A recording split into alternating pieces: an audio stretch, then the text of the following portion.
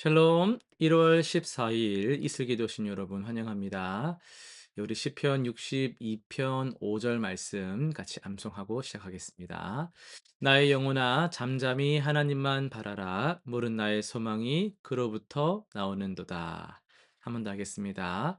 나의 영혼아 잠잠히 하나님만 바라라.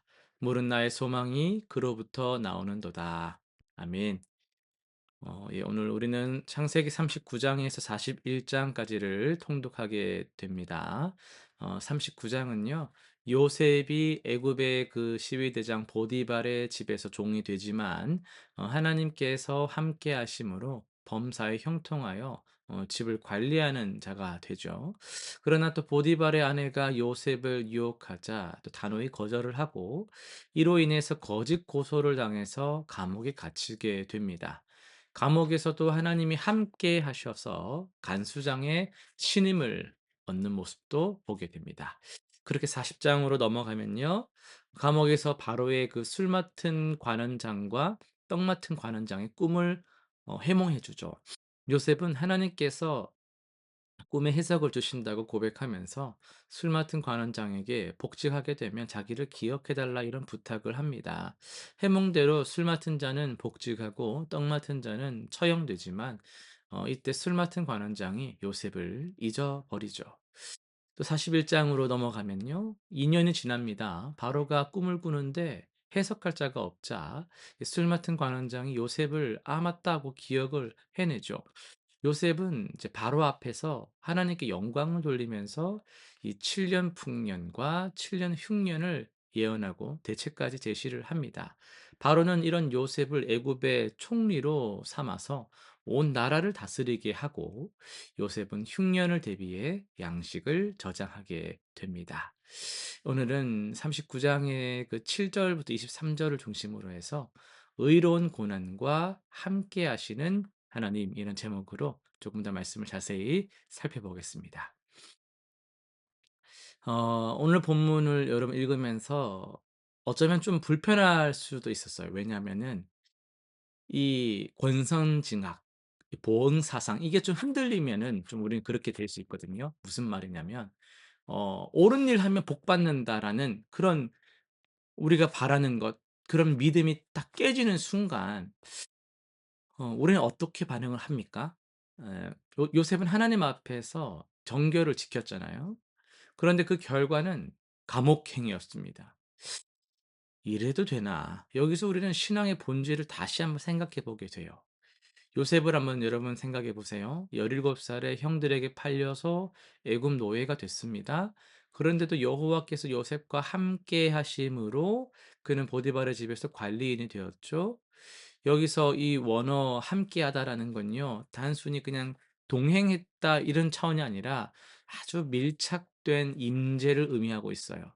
그러니까 하나님은 노예가 된 요셉을 버리지 않으셨다라는 거죠. 그런데 보디발의 아내가 날마다 요셉을 유혹합니다.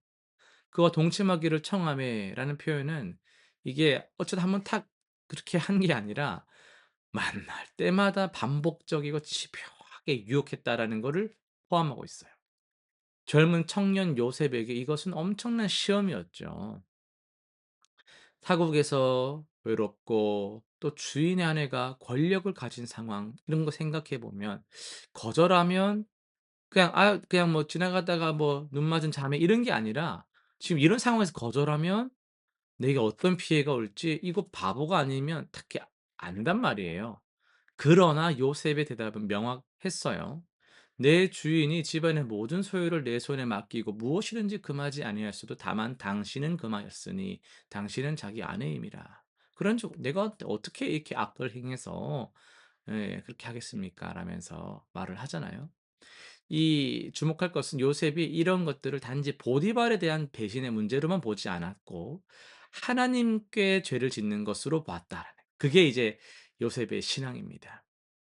이 큰 악이라고 번역된 원어를 보면요. 이 단순한 어떻게 삶에서 잘못했다 이런 게 아니라 하나님의 거룩하심을 정면으로 거스르는 행위 이렇게 의미가 되거든요. 그러니까 요셉에게 순결은 윤리적인 그런 선택 이상이었던 거예요. 그것은 요셉에게 있어서는 하나님과 나의 관계를 지키는 그런 거룩인 거죠. 신앙의 문제인 거예요. 아무도 보지 않는 곳에서 '어쩔 수 없었다.' 뭐 이렇게 해도 될 거라 생각하는 사람들이 많을 텐데, 억울하게 종이 된 상황에서도 요셉은 그럼에도 하나님의 눈을 의식하며 살았습니다. 그러나 정직의 대가가 참혹했죠. 보디발의 아내는 요셉의 옷을 증거로 막 거짓 고소하고, 요셉은 감옥 가고, 우리는 여기서 신앙의 역사를 보는 거예요. 죄를 짓지 않았는데 죄인 취급을 받죠. 하나님께 신실했는데 더 깊은 고난으로 떨어졌습니다. 만약 우리라면 "하나님, 이게 공평합니까?" 뭐 이런 절규가 나오지 않았을까요? 그런데 성경은 다시 놀라운 말씀을 선포합니다. 여호와께서 요셉과 함께 하시고 그에게 인자를 더하사. 감옥도 하나님의 임재를 막을 수 없었습니다. 인자로 번역된 히브리어 이거 헤세드는요, 언약적 사랑, 변함없는 신실함을 의미합니다.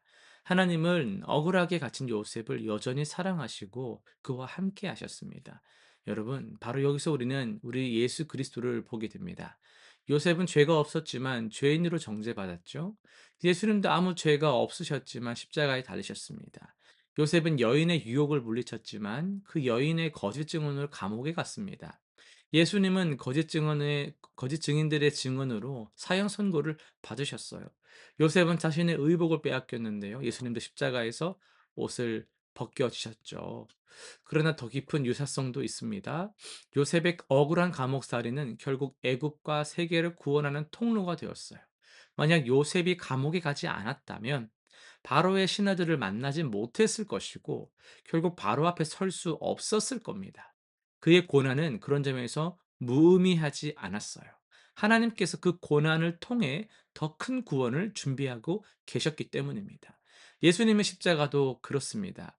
가장 억울하고 가장 부당한 죽음이 분명하지만 그것이 바로 온 인류를 구원하는 하나님의 방법이었습니다. 의로운 자가 불의를 당하는 것, 죄 없는 자가 죄인 취급을 받는 것. 그것이 바로 복음의 핵심입니다. 그리스도께서 우리의 죄를 대신 지시고 우리 대신 정죄를 받으셨기 때문에 우리가 의롭다함을 받을 수 있게 된 것이죠.